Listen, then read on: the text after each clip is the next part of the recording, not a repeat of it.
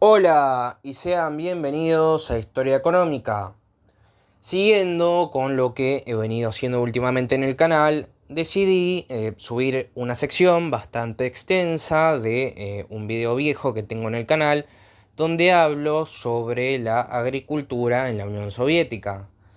Y básicamente en esta sección explico qué eran los kolkhozes y los sovkhozes, cuáles eran sus características más generales y cómo funcionaba su estructura jurídico-administrativa dentro del sistema soviético. Así que espero que esto les sea interesante, de utilidad y que al final del video le den like y se suscriban. Dicho esto, este es un canal de historia económica. Lo que voy a contar no es lo que yo deseo ni lo que hubiera hecho, sino voy a contar lo que sucedió efectivamente en la historia. Así que dicho eso, los dejo con el video.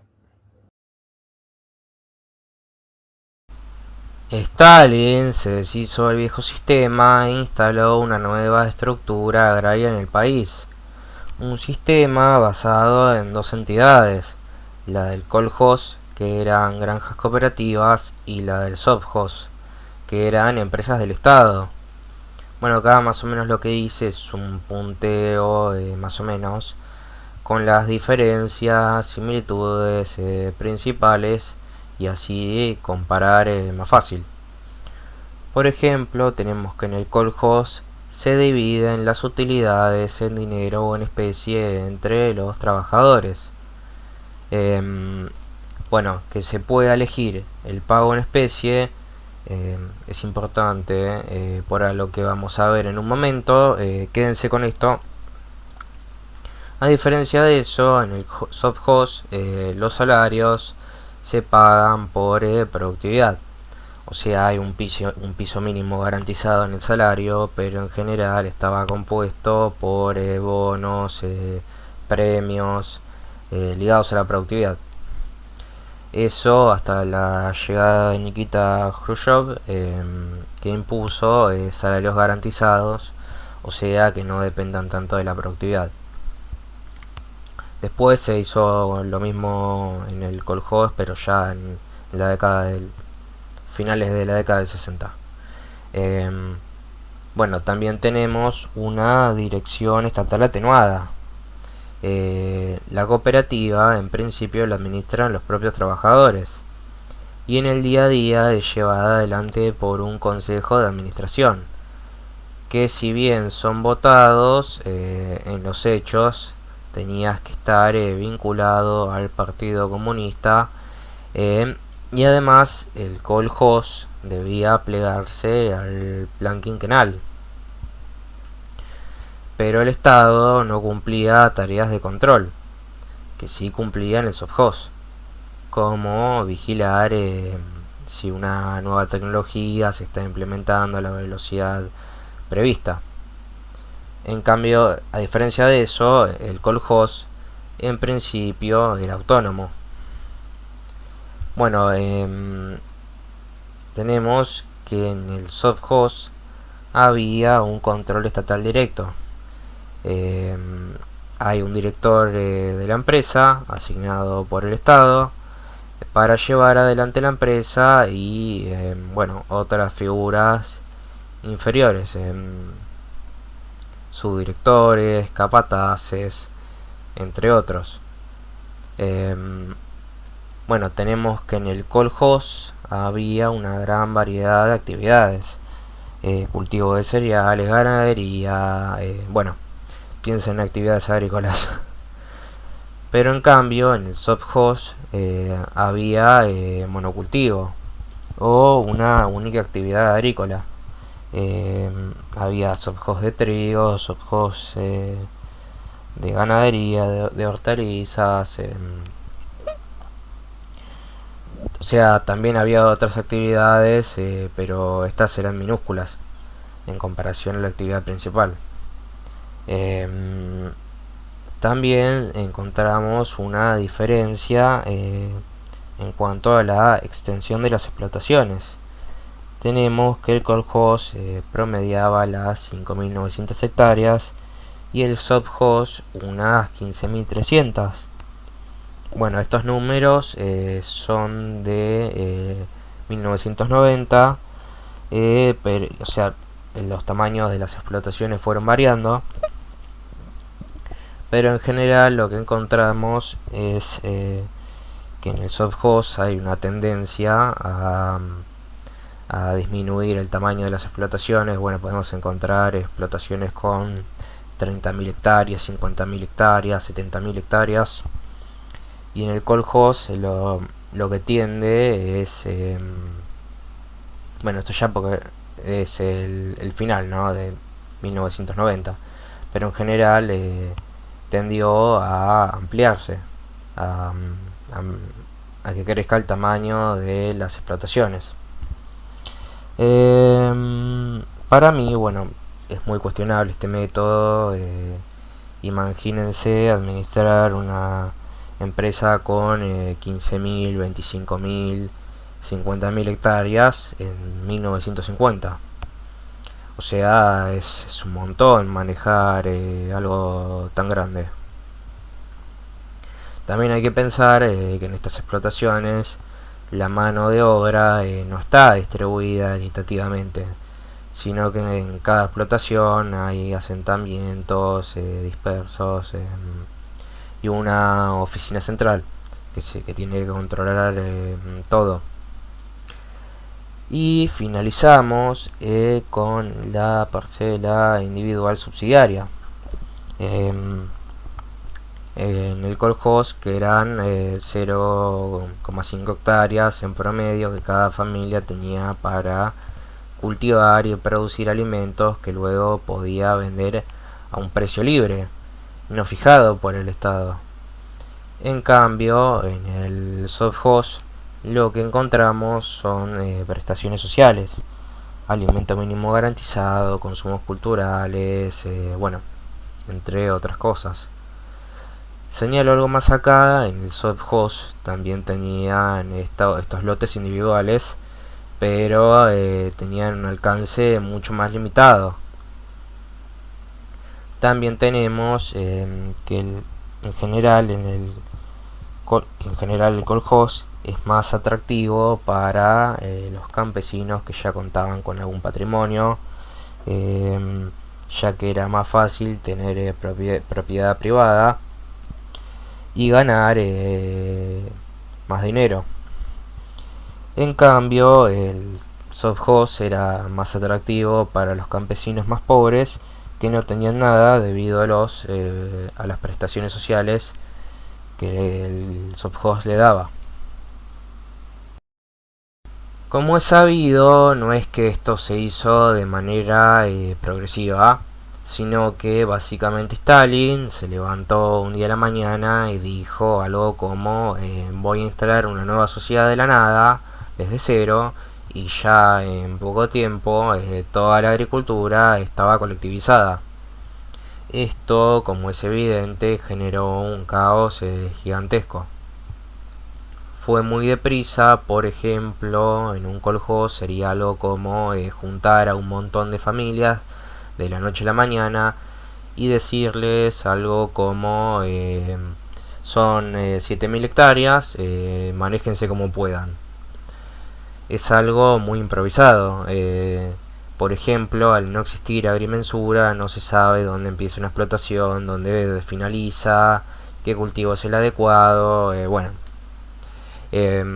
generó, como no podía ser de otra manera, una hambruna gigantesca. Los campesinos no tenían elección, entraban a la propiedad privada, a la propiedad colectiva, quieran o no. Y para que no se fueran, en 1932 Stalin impuso una especie de neo de servidumbre donde legalmente era casi imposible salir del campo. Una vez que te anotabas en no el estatuto, no me sale la palabra ahora, bueno, te anotabas en la cooperativa, ya no podías salir. Entonces, al final esto fue un paso atrás en dos sentidos. Como la producción se fue a pique, se creó la explotación individual al interior de la granja colectiva. De ahora en adelante existiría una oposición entre trabajo privado y trabajo colectivo, privilegiando el primero y menospreciando el segundo. De ahora en adelante, para aumentar significativamente la producción, será necesario hacer concesiones progresivas a los campesinos, girando hacia el capitalismo. Obviamente esto tiene sus vaivenes, no es que muchas veces se combinan en medidas, así concesiones a los campesinos, pero por ejemplo, no sé, se les pone un impuesto para que no crezcan mucho, bueno, pero ya para 1980 es muy clara la tendencia a ampliar y hacer este tipo de concesiones. De hecho, un dato sobre esto muy preocupante y es que entre el 25 y un tercio de los alimentos producidos en la Unión Soviética eran hechos en estos lotes individuales.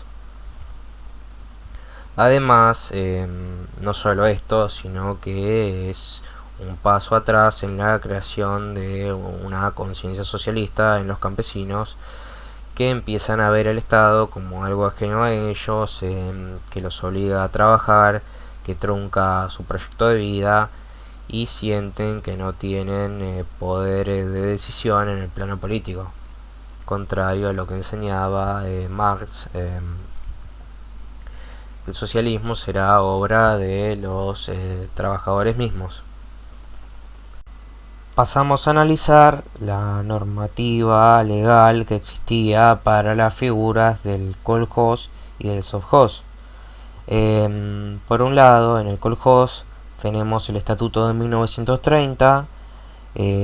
Básicamente, como la colectivización estaba haciendo un desastre, lo que hace este estatuto viene a garantizar a los campesinos un límite a la socialización de los medios de producción. Crea el lote individual y fija el alcance de la socialización del ganado y de los instrumentos de trabajo. En cambio, el Estatuto de 1935 viene a ampliar estas concesiones. Por ejemplo, fijémonos en el caso de las vacas, bueno, acá lo tengo. Este es el de 1930. Por un lado tenemos en las granjas con una sola vaca, el ganado lechero no está socializado. En las granjas con varias vacas, una vaca se deja para uso personal y el resto se socializa. En cambio, esta es la de 1935, Consejo de Comisarios del Pueblo, 7 de febrero de 1935. Tenemos, a ver acá, una sola vaca, hasta 2 cabezas de ganado joven, en zonas de cereales. Pero después, si seguimos leyendo, en otras zonas es de 2 a 3 vacas. Después dice en zonas de ganadería no nómada, seminómada y seminómada de 4 a 5 vacas. Y ganadería nómada de 8 a 10 vacas. Y fíjense esto, de 100 a 150 ovejas. 10 caballos, de 5 a 8 camellos, lo cual es una ampliación de la propiedad privada en el seno del kolkhoz. Bueno, también tenemos esto de los lotes privados y las concesiones progresivas que fueron obteniendo. Y es que este estatuto, el de 1935, y bueno, también las leyes en los sovjoses, siempre fueron teniendo pequeñas modificaciones tendientes a ampliar la propiedad privada. Desde ampliar el tamaño de los lotes individuales, aumentar la cantidad de animales, los instrumentos de trabajo no socializados. Bueno, el ejemplo extremo de esto es la Segunda Guerra Mundial, donde para ampliar significativamente la producción se les dejó a los campesinos apropiarse de tierra de la cooperativa y aumentar la cantidad de ganado que ellos podían tener. Entonces, finalizado el conflicto, tuvo que haber una ofensiva del Estado contra la propiedad privada en el campo, la cual había adquirido un peso muy significativo. Bueno, igual mucho de esto se va a ir viendo a medida que el video avance. También tenemos esto que le puse acá como desvío de fondos, que no es desvío de fondos. No sabía qué nombre ponerle, pero sería la apropiación de propiedad de la cooperativa para un uso individual. Y bueno, o la complacencia del coljós para con sus miembros, usando la tierra colectiva para abastecer a los propios miembros y los negocios de esos miembros. Bueno, es algo complejo de seguir esto, así que voy a dar dos ejemplos. Sobre el primero, básicamente si vos tenías unas vacas y veías un lote de la cooperativa libre, preguntabas y las llevabas ahí a pastar. Y en el segundo caso, la cooperativa asumía ya directamente que había una parte de su producción que iba a ir a los campesinos como un insumo directo para sus producciones privadas. Sobre todo esto pasaba en lo que es alimento para el ganado. Bueno, esto también pasaba en el sovjós. Lo primero no tanto, bueno, ya que el suelo al ser de propiedad del Estado era un poco más complicado, pero lo segundo sí pasaba un poco más. De hecho, también hay una discusión sobre si el agro privado soviético era más eficiente que el agro estatal. Y es un poco complicado de evaluar esto debido a que legalmente cada lote privado tenía 0,5 hectáreas, pero o un poco más, un poco menos, ¿no? Pero en la práctica se usaba muchísimo más. Incluso se habla de un quinto del suelo en manos privadas. Bueno, también tenemos esto de los horarios flexibles.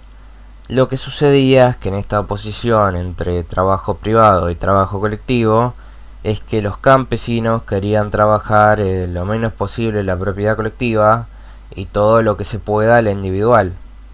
De hecho, ya hacia finales de los 30 salió una ley que garantizaba un trabajo mínimo en la cooperativa, una cantidad mínima de horas, y así solucionar esto de que los campesinos no querían trabajar en la cooperativa sino en el lote propio.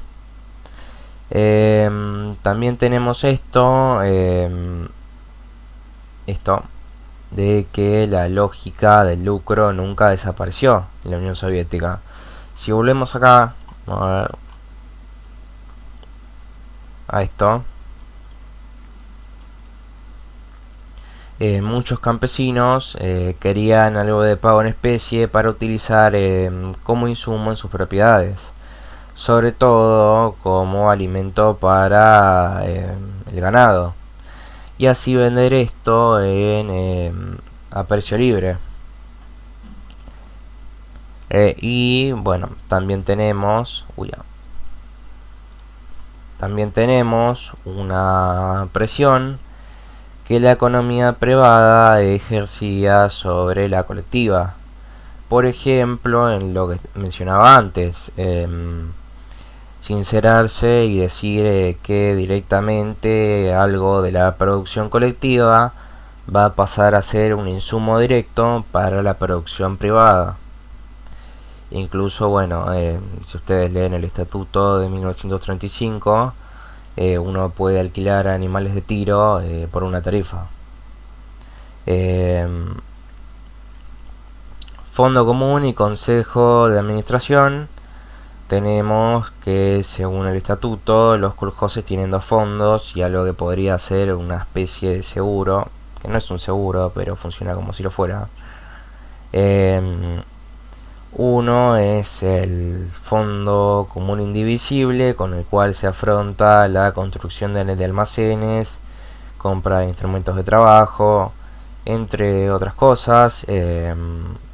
Y otro sería el llamado fondo divisible, el cual sería cuando un campesino decide abandonar la cooperativa, a este se le devuelve algo del capital que puso.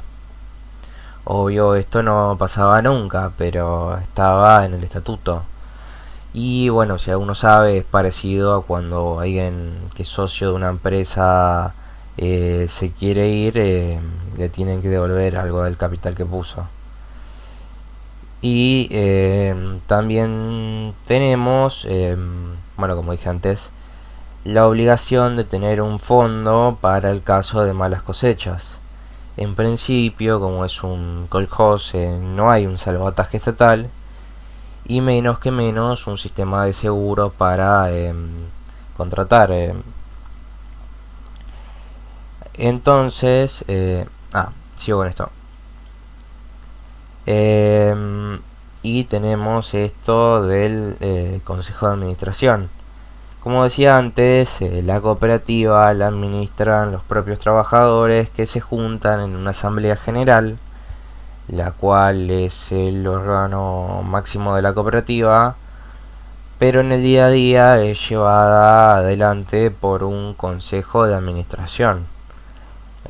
Este consejo cuenta con facultades disciplinarias, ellos designan a los capataces encargados de control de trabajo. Bueno, a su vez la asamblea general vota no un síndico, eso se acá en Argentina, sino que vota un consejo auditor que controle el funcionamiento de la cooperativa, cómo trabajan en el consejo de administración.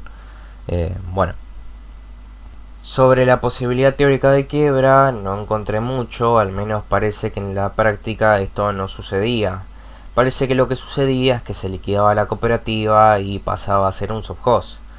De hecho, en la época de Khrushchev se sancionó una ley sobre cómo es el procedimiento para hacer esta transición. Finalizamos con esto, pasamos al sovjós. Bueno, en el sovjós nos encontramos con beneficios sociales amplios, tenemos jubilaciones, vacaciones pagadas, que muchas veces incluyen la estadía al lugar al que vas. Bueno, acá también abajo puse vivienda, comida mínima garantizada, consumos culturales. Aclaro, en el kolkhoz también había un sistema de jubilaciones, pero tenían otro sistema, un sistema diferenciado y les cobraban más impuestos. Esto ya en la década del 60. Antes de la década del 60 tenían otro sistema, las jubilaciones se pagaban con la plata del kolkhoz y no eran muy cuantiosas. Bueno, también tenemos que en el sovjós, en la empresa al menos hay la intención de seguir las normas de seguridad y poner la totalidad del capital para trabajar. O sea, que no te tenías que comprar la vestimenta de trabajo, sino que te la daba la empresa, ni tampoco tenías que comprarte los instrumentos de trabajo.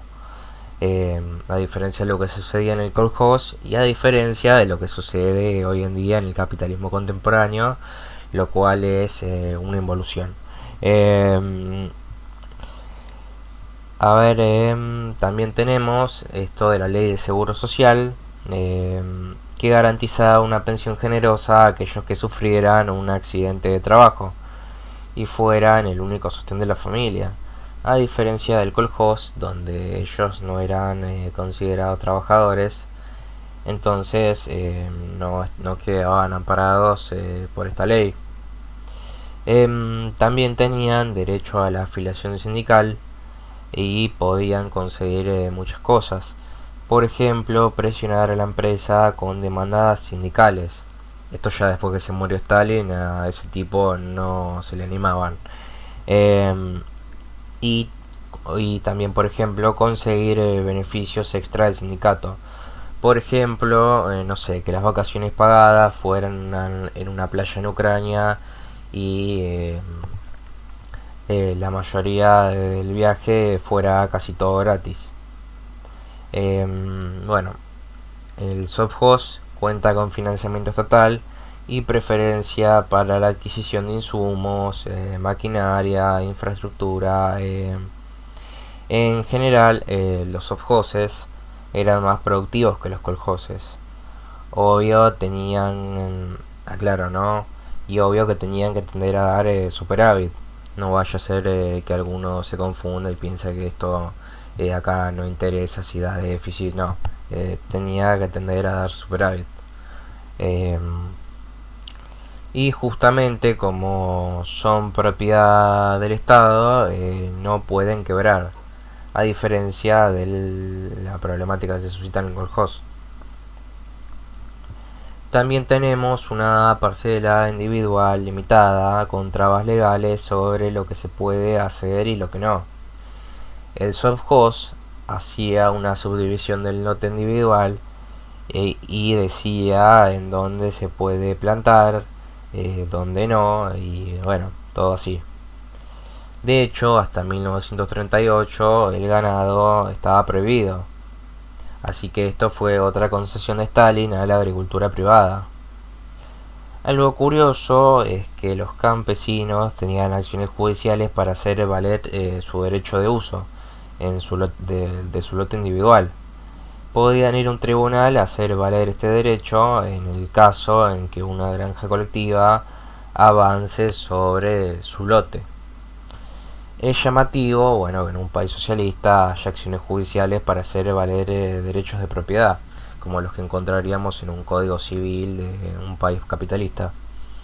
Eh, y algo que casi me salteo es que los lotes individuales, ya sean kolkhozes o sovkhozes, se les cobraba un impuesto y también se les cobraba un impuesto a, a los sovkhozes y a los kolkhozes, un impuesto por el volumen de negocios. O sea que el lote individual tenía un impuesto y la empresa en su conjunto tenía otro impuesto. Em, los trabajadores del sovkhoz trabajaban todo el año, o sea, no son temporáneos. El Estado decidió a conciencia absorber el costo de esto y por esto es muy engañoso medir la productividad por obrero con países capitalistas donde hay trabajo temporario. Seguramente las granjas en Estados Unidos ganarán más dinero, pero también hay que ver cómo vive la gente también, o sea, las condiciones de vida. Em, También tenemos, bueno, finalizamos con esto, que es que el director de la empresa era designado por el Estado y tenía amplias facultades para organizar el trabajo, contratar, despedir, nombrar capataces, entre otras cosas. Facultades que podían variar un poco según el estatuto de cada sovkhoz individual. A veces era confuso ya que los directores tenían compartían funciones eh, con el ente superior que tenía que controlarlos. Pero en esencia el director tenía como función más o menos mantener la disciplina laboral, comprar y despachar productos y asignar la mano de obra. O sea, contratar, despedir, bueno. Eh, y ya para... Ah, no, me estoy salteando algo. Ahora siguiendo con lo que estaba. Por ejemplo, si había que implantar una nueva tecnología o un nuevo método de producción, venía un funcionario del Estado, que no era el director, y cumplía esa función de implementar la nueva tecnología, de cambiar el método de trabajo. Pero ya en 1955, Khrushchev, en una de sus cambios, le da más autonomía al director y bueno, les da la función esta de implementar la nueva tecnología, los nuevos métodos de producción, eh, y le da una clara delimitación de sus funciones para que no haya conflictos con el ente que tiene que controlarlo. Y hasta acá el video de hoy. Si este video te gustó, dale like y suscríbete, así este contenido puede llegar a mucha más gente y ayuda a hacer crecer el canal. Esto fue Historia Económica.